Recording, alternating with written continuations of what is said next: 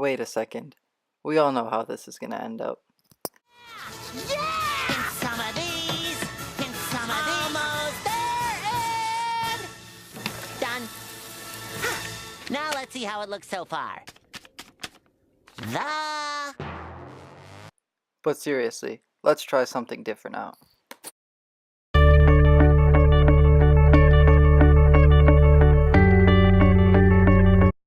When getting my nose in a book cured most things short of school, it was worth ruining my eyes to know I could still keep cool and deal out the old right hook to dirty dogs twice my size. Later, with inch-thick specs, evil was just my lark.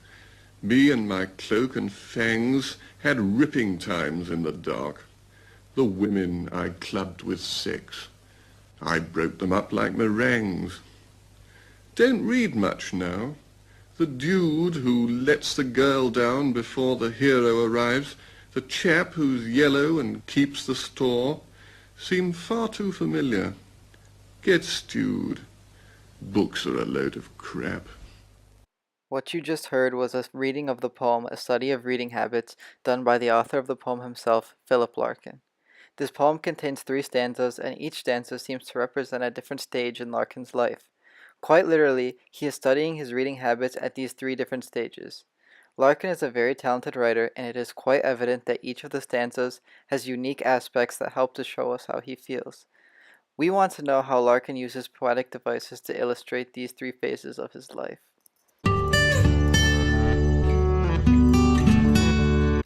Larkin uses this stanza primarily to explain the large role books played in his childhood. Books allowed him to deal with the troubles of school by investing himself in a story.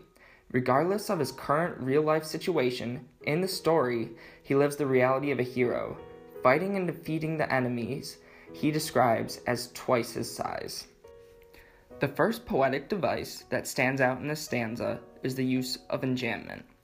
Enjambment is present throughout the poem and allows Larkin to strike a unique rhythm that more complete sentences do not allow. Nevertheless, Larkin still manages to follow an ABC-BAC rhyming scheme in these 6 lines. Additionally, alliteration is present in this stanza.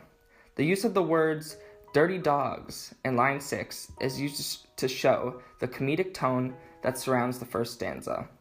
Dirty dog is a phrase that we would expect a child to use, and its use in this stanza allows us to see what Larkin's childhood self would imagine. Only in his mind can he take down a bully twice his size. The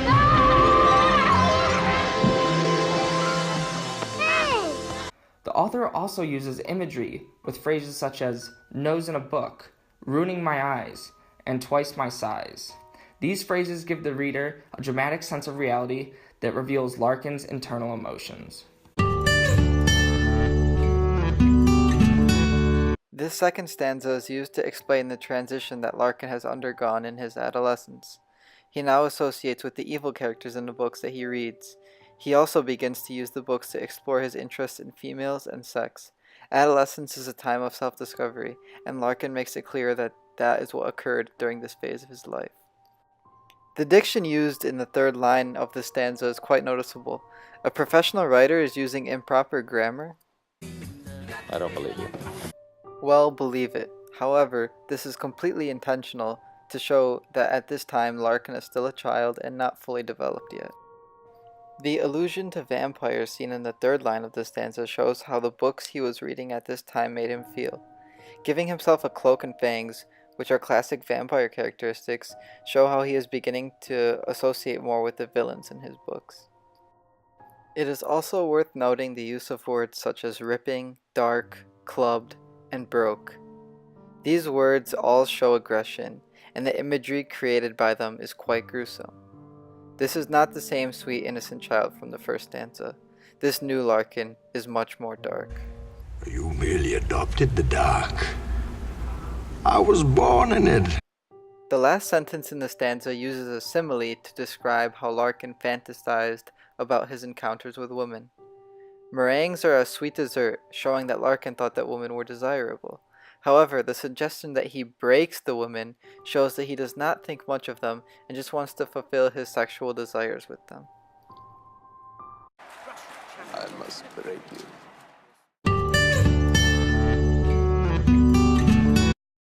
The final stanza serves to illustrate Larkin's adult realizations about books. Having matured and read a myriad of books, he feels cheated in a way. The tone of this stanza differs greatly from the rest of the poem. Larkin takes a cynical approach that overpowers his previous love for books. The use of the word yellow in the fourth line of this stanza symbolizes a person who is a coward. Larkin suggests that at this stage of his life, he associates more with the cowardly characters. Experiences in the real world most likely led to his realization that most of the time you are not the hero or the villain, you're just the boring screw-up. Welcome to the real world.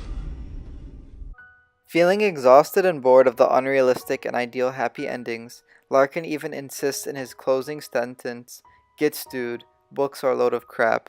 The diction used in this sentence carries strong emotion because it is the author's closing statement and its language is quite blunt and humorous. The line is remembered in the audience's mind and delivers the message that getting drunk is a much more effective way to escape from the troubles of the world. I love scotch. I love scotch. Scotchy scotch scotch. Larkin probably did not want people to take this message too literally, but it's quite obvious that he is against the escapist nature of books. Yeah, well, that's just like your opinion, man. Actually, Larkin was a librarian for 40 years of his life. It is doubtful that he actually preferred alcohol to books. The diction was most likely just supposed to be humorous and memorable. Regardless of whether or not this ending should be taken literally, it can be agreed upon that Philip Larkin effectively used poetic devices to take us on a journey through his developing mind.